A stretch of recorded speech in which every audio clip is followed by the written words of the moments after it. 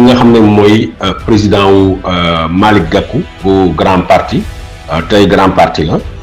dem na fële nga xam ne mooy Thiès dem seeti ki nga xam ne mooy Babacar Diop mu nekk maire ci maire d'une partie de Thiès Babacar Diop ak Malick Gakou c'est très important ñu def taxaw seetlu ci foofu parce que bu ngeen di fàttaliku ay weer ci ginnaaw doon naa leen expliquer li nga xam ne mu ne leen Yewwi Askan Wi chance la pour nit ñu bari du ma nekk comme ñenn ñi ne bu dul ñoom ñu bari du ñu falu du ma wax loolu mais dama gëm ni peut-être man mu ndaw mi man Babacar mu ndaw bi bu ma falu woon bu ma buutu woon tey bu ma doon def politique ak li mu nit ñi peut-être xam lu leen ñàkk xam tey jii su ma falu woon ak liste Yewwi Askan Wi amaana ñu am chance bu extraordinaire falu ca dara mu di exemple pour woon leen ni réalité la dafa mel ni jamono la moo ko laaj Yewwi Askan Wi jug na mu yëkkatiwaaleen ñu bare du yem ci ñenn maire ñi nga xam ne bu doon Yewwi kenn du leen xam kase dem na ba ci ay c'est une réalité ay parti politique yu mel ni PDS apparemment deewoon na tey jii bu fekkee ne PDS jug na carrément ba mën a contrôler autant de députés am autant de mairie yoo xam ne tey dañ naan moo ko yor ak yoru ko il doit surtout à Yewwi Askan Wi mais surtout nañ ko wax muy dëgg benn doomi aadama boo xam ne ci jamono yàlla feeñal na ko dugal ko ci xolu sénégalais yu bari muy Ousmane Sonko ku mu neex ak ku mu naqadi yàlla loola def tax na bu ma leen njëkkee wax ay at ci ginnaaw defe naa ay 2 ans bi ma leen di wax rôle bi nga xam ne Bougane Gueye Dany joué na ko en 2019 parce que boobu man maa nekkoon conseiller spécial bu Pierre Goudiaby Atepa doon organiser réunions yi ak rencontres yi boobu pour ñi nga xam ne dañuy foog ni c'est incompatible avec la casquette de journaliste jamono jooju dama teggi woon lépp li nga xam ne affaire journalisme la dama nekkoon di conseiller Pierre Goudiaby Atepa du ci wàllum politique rek mais lu bari y a investissement ci ay affaires yu bari tax na boobu laa amoon opportunité rencontrer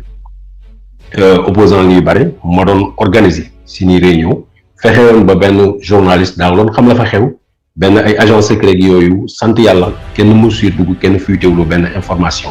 mais li ci nekkoon dama gisoon ki nga xam ne mooy Bougane Gueye Dany joué woon benn rôle de sap rôle boo xam ne da ngay dugg ci biir intérieur nga saboter de sorte que nga yàq waxoon naa ko il y a des années boobu ak tey musul ngaan tontu ma dégg naa ci nag après affaire yu bari parce que nit ñu bari dugg nañ ci coow li ainsi de suite mais ba tey li ma leen di wax lu nekk bu ma nit ñi weddee tey yàgg daan ko gis parce que li may wax lu nekk dafay fekk mu leer ma tax na tey je pense que de plus en plus yëf yi leer na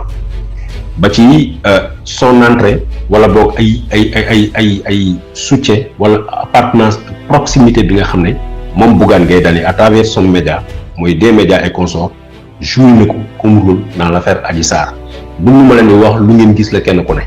parce que en dehors de média télé Bougane Gueye Dany alors que dara obligé wu ko woon au tout début moom mujj woon génne li nga xam ne moo leer ñëpp ñi nga xam ne yàlla rek a tax ñuy wax ñuy liggéey wala mu leer moom ci boppam Bougane Gueye nii xale bu jigéen bii li muy wax ay tappale la mais pour enfoncer Ousmane Sonko pour empêcher nit ñi gis ko moom moo joxe médiam pour nous diffuser li nga xam ne moo resté dans la mémoire de tous comme l'interview bi nga xam ne Adji Sarr génne na ko sénégalais duñ ko fàtte. aduna dox na gis ngeen tout dernièrement ki nga xam ne mooy Françoise Hélène Gaye mi nga xam ne xamul woon dara ci dossier bi dafa ñëw agrippé wu ci parce que dossier bi en un moment ça permettait de boire et de manger dafa doon dossier Adji Sarr jàppale Adji Sarr waxal ci Adji Sarr tax na am na ñoo xam ne am nañ ci oto am na ñoo xam ne am nañ ci kër am na ñoo xam ne am nañ ci jabar am na ñoo xam ne am nañ ci public moom Françoise Hélène Gaye moo leen waxal boppam alors que Françoise Hélène Gaye importance am ak liggéey ak njariñ bi mu amal Sénégal lu dul mu nekk ci internet bi ak a xaste les Sénégalais peuvent se demander lan la amal Sénégal comme njariñ mais gis ngeen ko nee na da doon waxtaan ak Bougane Gueye récupéré na ko ba xale bu jigéen boobu nga xam ne du ma leen wax turam defoon nañu benn duo waxtaan mu di firnde encore yeneen ak yeneen yoo xam ne à un moment waxuñu leen ko wala bëgguñ ci dugg mais dossier Adji Sarr la parce que nit ñi foog nañ ne fii la ñu jàppee Ousmane Sonko fii lañ koy détruire fii la ñuy jàpp li nga xam ne mooy révolution bi Ousmane Sonko di woote fii lañ koy détruire ñu ne nañ ko jàppee fii mooy poñ bi mbokk yi nga xam ne yéen a ngi may seetaan maa ngi leen di ñaan it ngeen partager live bi pour que le maximum de sénégalais mën see jot parce que dama bëgg point yi may wax nit ñi ñu bàyyi xel comme ça wax naa leen kenn ku ne man journaliste la je l'assume tey posture bi ma nekk taxawu nitu sénégalais suba incha allah bëgg naa continuer posture boobu parce que ay jamono nit ñi dañu waxoon ni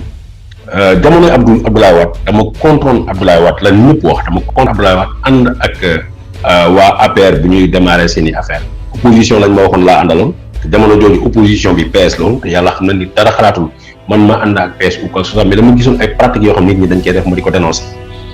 ñu farale ma kujje gi ba Macky Sall ñooy ma nekk Paris ma jàppale APR comme pas possible ba nit ñi foog ne ci APR laa bokk tey jii bi ñu faloo dama taxawaat encore wetu askan wi bu ngeen nootal askan wi damay toogaat encore ma ànd ak askan wi suba bu keneen ku fi mënti ñëw it boo naree lootal askan wi man damay taxaw ci wetu askan wi su ma yàlla may bakkan mën ma mat continuer ak suma xel mu di benn précision boo xam ne c'est important léegi Bougane Gueye Dany sa génération seeni xamee seeni xarit seen objectif lenn la lii nga xam ne dafay arrêter lépp loo xam ne seeni teraanga ñoom ci loolu moo leen permettre ñu am ko mooy côtoyer état am ay marché wu état teg ay affaire ak i état tey jii képp ku ñëw nga ne da ngay yàq loolu da ngay doon seen ennemi loolu mooy le problème de Ousmane Sonko malheureusement Ousmane Sonko it parfois dafa dugg ci réalité politique boo xam ne dafa bëgg ànd ak ñëpp ci politique or Olof Njaay dafa wax ni noon bu nangoo suba dafa fekk pexe ma antut ñoom nañ naan réalité politique la ñun politique unu mais dañuy def lecture politique ñun politique ñu bokkul benn parti amul benn carte de membre mais sama devoir la moo wax leen lii ak lii ci lañ jëm tax na nit ñi dañu foog ne c'est à des dates à des moments précis lañu war a feeñ ñu nax askanu Sénégal ñu ne leen yéen lañu àndal bu ñu paree ñu àndat ak seen groupe ak seen gàngoor ñu continuer les mêmes pratiques jël suñuy yëf jël suñuy pétrole jël suñuy gaz jël suñuy affaire jox ko ku leen neex mais ñoom ñu continuer di bokk ci système bi di ci bénéficier wu il faut que sénégalais yi ñu yeewu dans quelques jours nit ñu bari it dinañu annoncer seen candidature moo tax ma def benn digression tuuti ngeen fàttalikuwaat temps yooyu ki nga xam ne mooy Cheikh Yérim Seck bi nga xam ne jàppoon nañ ko gendarmerie def ko garde à vue bu mu génnee garde à vue fàttaliku leen la mu leen waxoon dafa ne xamuloon ni les conditions de détention des Sénégalais les gardes à vue ainsi de suite nii la mel moom dina ko def son propre combat personnel mu taxaw def déclaration ne à partir de tey damay ànd ak sénégalais yi ñu leen naqari ma nekk ca mais keroog buñ ko woowee jegeele ko seen bopp defal ko yi mu bëgg ba jox ko marché CICES bi ainsi de suite nga xam ne alors que amul benn expertise ci boppa keroog ngeen dégg mouvement C221 keroog ngeen dégg mu ngeen ko gëj a déggati parce que pour ñoom politique ak dóor ci taabal bi pour régler seen problème personnel la bu régler woo ñeen suñ yoon nekkul ci askanu Sénégal tey jii loolu la ñu bëgg man Touré loolu laa bëgg mu jeex politicien nga am courage mu wax ne man fii laa bokk damay diir population bi wala lii ak lii laay def li nga xam ne mooy sa conviction profonde nga wax ko mais bul jël sénégalais yi comme escalier pour nax leen keroog ngeen gëj a dégg ki nga xam ne mooy Cheikh Yérim Seck pour défendre population bi ci lu dugg nag ci keroog ba après muy génn na leen génn naa ci li nga xam ne mooy vie publique boo ci amee ay actes yoo posé même boo ci génnee dinañ ni tudd nañ la wax Bougane Gueye Dany doon na def à visage caché doon na def ay yëfum ci suuf mais léegi à visage découvert la koy def expliqué woon naa leen événement ak péripéties yi nga xam ne amoon na ci période bi nga xam dañ doon wax dañuy voter ou non la levée de l'immunité parlementaire Ousmane Sonko pour que ñu jëggal ko justice dans l'affaire Adji Sarr expliqué woon naa leen fi benn jour ne leen bi coow loolu génnee ñetti député yi nga xam ne dañu fal ci Malick Gakou dañu am conseil lever leen voter leen pour ñu lever immunité parlementaire.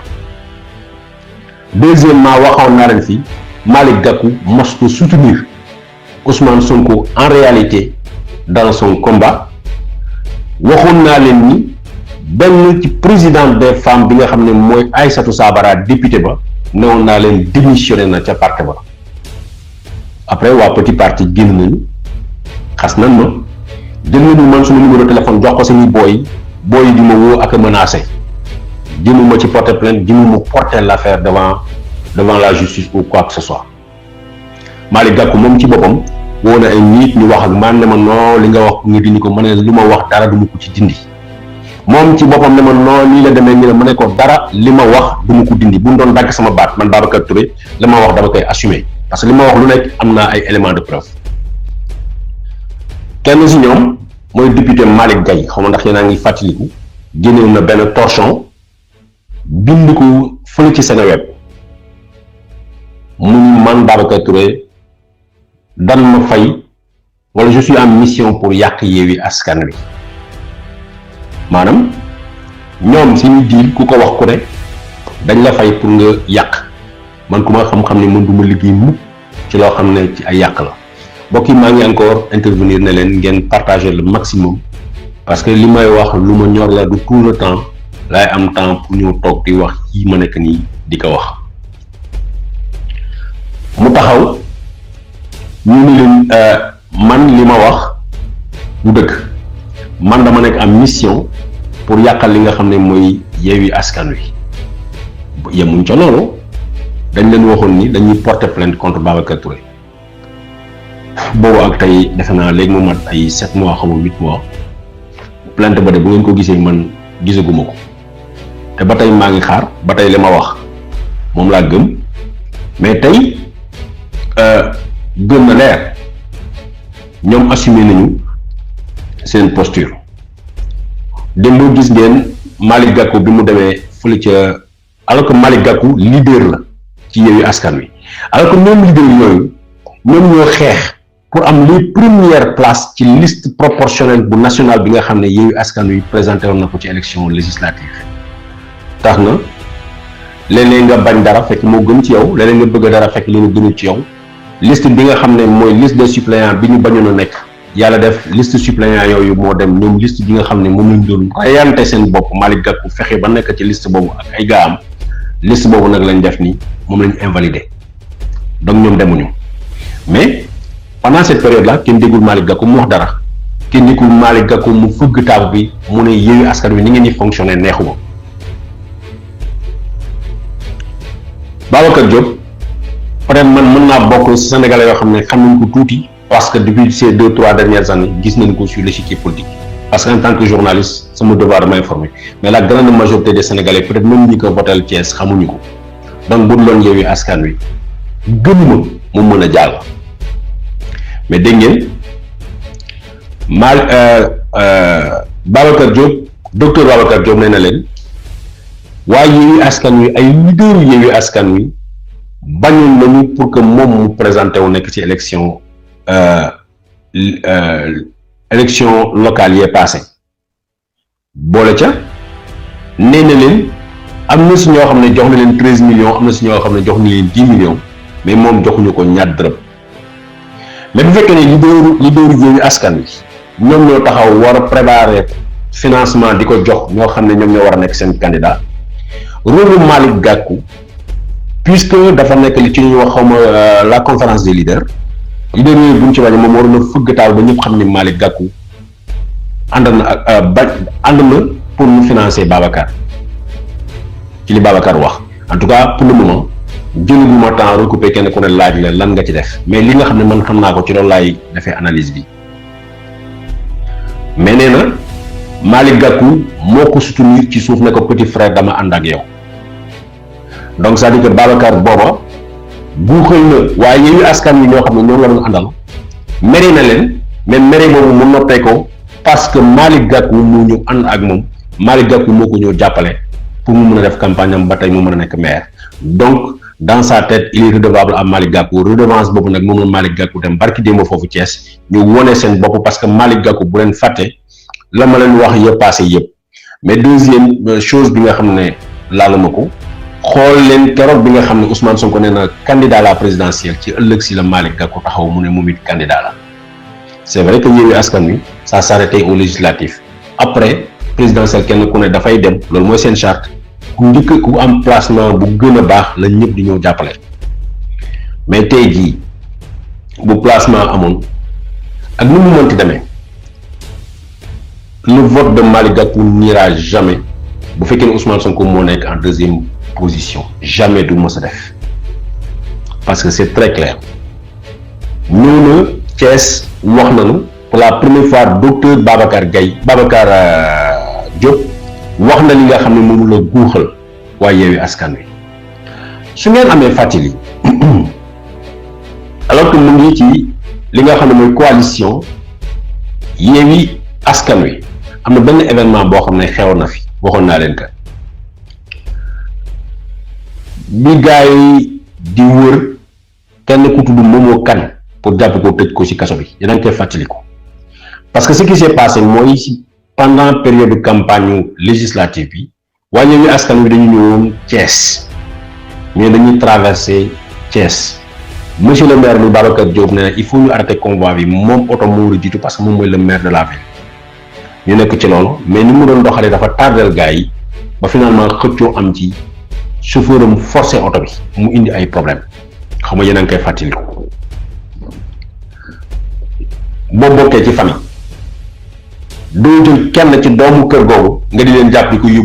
ko yóbbu police doo jël kenn ci ñu bokk ci famille boobu ngay fexee di xool noo ko mën a dugalee ci kaso bi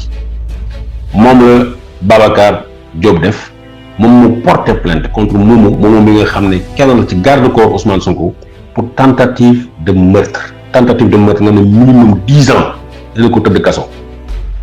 moom mi nekk Yewwi Askan Wi moom mu xool ki nga xam ne pratiquement bokk na ci chefu garde corps xaritam ba nekk leader Yewwi Askan Wi mu yónni ko police ci rapidement bu ñu porté plainte ci rapidement nga xam ne Ousmane Sonko ak waa Yewwi Askan Wi ñu ngi toll fële ca dëkk bi lu mu tuddati Tambacounda police ñëw ne dañ ciy jàpp parce que Momo Kane la ñuy seet kan mooy Momo Kane xamuñu ko ani photo Momo Kane xamuñu ko mais dañ koy jàpp parce que Babacar Diop moo porté plainte Babacar Diop tey wax na leen li mu guuxaloon Yewwi Askan Wi Babacar Diop wax na leen li nga xam ne moom mës a nekk sa démarche parce que dafa nekk main dans la main ak ki nga xam ne mooy Malick Gakou te Malick Gakou li nekk dans sa tête wax naa leen ko yàgg na li nekk yéene mi nekk xolam wax naa leen ko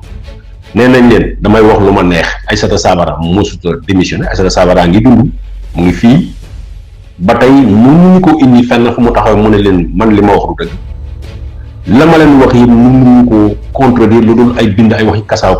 boole ca nee nañ dañ may porter plainte ça fait 7 mois maa ngi xaar plainte boobu tey encore maa ngi xaaraat plainte boobu mais avoué nañ leen wan nañ leen clairement ni ki seen objectif mooy dañoo ànd ak ñi mais bokkuñu gis-gis te bëri na nag Malick Gakou wane na boppam docteur Babacar Diop wane na boppam dina am ñeneen ak ñeneen ñoo xam ne dinañu wane seen bopp kenn ku ne na assumer li nga xam ne moom moo nekk ci xol bi fu mu bëgg jëm na ko wax mais na wax Sénégalais yi man fii laa jëm njuuj njaaj tàppale nax rambaj baaxut